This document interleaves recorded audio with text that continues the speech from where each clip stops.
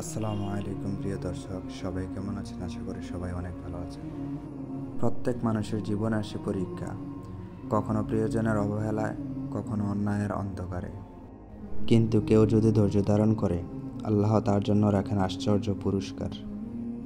আজকের গল্প একজন নবীর, যিনি অন্ধকার কূপ থেকে মিশরের সিংহাসন পর্যন্ত পৌঁছে গেলেন তার ধৈর্য, সততা ও ক্ষমার শক্তিতে। তিনি হলেন হযরত ইউসুফ আলাইহিসসালাম। চলুন শুনি সেই হৃদয়স্পর্শী কাহিনী। দূর প্রাচীনকালের কথা, কানান শহরে বাস করতেন হযরত ইয়াকুব আলাইহিসসালাম, একজন নবী ও আল্লাহর প্রিয় বান্দা। তার অনেক পুত্র ছিল, কিন্তু তিনি সবচেয়ে বেশি ভালোবাসতেন তার ছোট ছেলে ইউসুফকে। এক রাতে ছোট্ট ইউসুফ আলাইহিসসালাম একটি অদ্ভুত স্বপ্ন দেখলেন। তিনি দেখলেন সূর্য, চাঁদ ও 11টি তারা তাকে সেজদা করছে। সকালে তিনি ছুটে গেলেন তার পিতা হযরত ইয়াকুব আলাইহিসসালামের কাছে। ইয়াকুব আলাইহিসসালাম বুঝলেন এটি কোনো সাধারণ স্বপ্ন নয়। তিনি ইউসুফকে বললেন, এই স্বপ্ন তোমার ভাইদের কাছে কখনো বলো না, ওরা হিংসা করবে। কিন্তু ভাইদের হিংসা তখনই আগুন হয়ে জ্বলে উঠেছিল। তারা বলল, আমাদের বাবা আমাদের চেয়ে ইউসুফকে বেশি ভালোবাসে, চল তাকে সরিয়ে ফেলি। একদিন তারা বাবাকে বলল, আমরা ইউসুফকে নিয়ে খেলতে যাচ্ছি। হযরত ইয়াকুব আলাইহিসসালাম দ্বিধা করলেও শেষমেশ অনুমতি দিলেন। আর সেই দিন ভাইয়েরা ইউসুফ আলাইহিসসালামকে নিয়ে গেল এক বনের দিকে। সেখানে নিষ্ঠুরভাবে তাকে একটি গভীর কূপে ফেলে দিল। রাতে ফিরে এসে তারা বলল, বাবা, নেকড়ে ইউসুফকে খেয়ে ফেলেছে।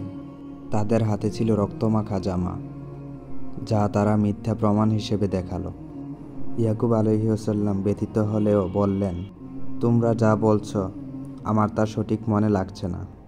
আমি ধৈর্য ধরব, আল্লাহই সেরা সাহায্যকারী।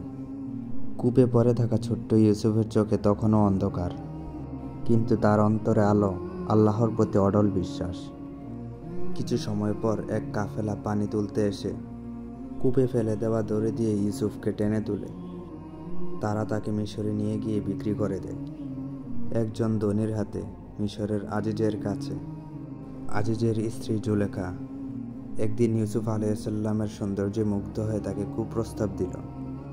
কিন্তু ইউসুফ আলাইহিসসালাম বললেন, আমি আল্লাহর আশ্রয় নিচ্ছি, তিনি আমার প্রভু, তিনি আমাকে ভালো অবস্থানে রেখেছেন।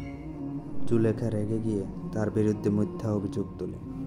ফলস্বরূপ ইউসুফ আলাইহিসসালামকে জেলে পাঠানো হলো, একটি অপরাধে যা তিনি কখনোই করেননি। জেলের ভিতরেও ইউসুফ আলাইহিসসালামের মুখে অভিযোগের বদলে ছিল দোয়া আর দাওয়াত। তিনি সহবন্দীদের বলতেন, তোমরা কি অনেক দেবতাকে মানো, না সেই এক আল্লাহকে যিনি সব কিছুর স্রষ্টা? সেই জেলে তিনি দুজন বন্দীর স্বপ্নের ব্যাখ্যা দেন এবং তার ব্যাখ্যা সত্য প্রমাণিত হয়। কয়েক বছর পর মিশরের বাদশা এক রহস্যময় স্বপ্ন দেখল। 7টি মোটা গরু 7টি শুকনো গরুকে খেয়ে ফেলছে, আর 7টি সবুজ শস্যদানা আর 7টি শুকনো শস্যদানা। কেউ তার ব্যাখ্যা দিতে পারল না। তখন ইউসুফ আলাইহিসসালামের কথা স্মরণ করা হলো। তিনি বললেন, এটি নির্দেশ দিচ্ছে 7 বছর সমৃদ্ধি আসবে, তারপর আসবে 7 বছর ভয়াবহ খরা। তোমরা ভালো বছরগুলোতে খাবার মজুত করো। রাজা মুগ্ধ হয়ে ইউসুফ আলাইহিসসালামকে মুক্ত করলেন এবং তাকে মিশরের খাদ্যভাণ্ডারের দায়িত্ব দিলেন। খরার বছরে দূর দেশ থেকে এলেন ইউসুফ আলাইহিসসালামের ভাইয়েরা, যারা এক সময় তাকে কূপে ফেলে দিয়েছিল। তারা তাকে চিনতে পারছিল না, কিন্তু ইউসুফ আলাইহিসসালাম চিনে ফেললেন। তিনি তাদের পরীক্ষা করলেন, পরে নিজেকে প্রকাশ করলেন, আমি সেই ইউসুফ যাকে তোমরা একদিন কূপে ফেলেছিলে। ভাইয়েরা কাঁদতে লাগলো আর বলল, আমরা সত্যিই অন্যায় করেছি। কিন্তু ইউসুফ আলাইহিসসালাম বললেন, আজ তোমাদের প্রতি আমার কোনো রাগ নেই, আল্লাহ তোমাদের ক্ষমা করুন, তিনি সবার চেয়ে দয়ালু।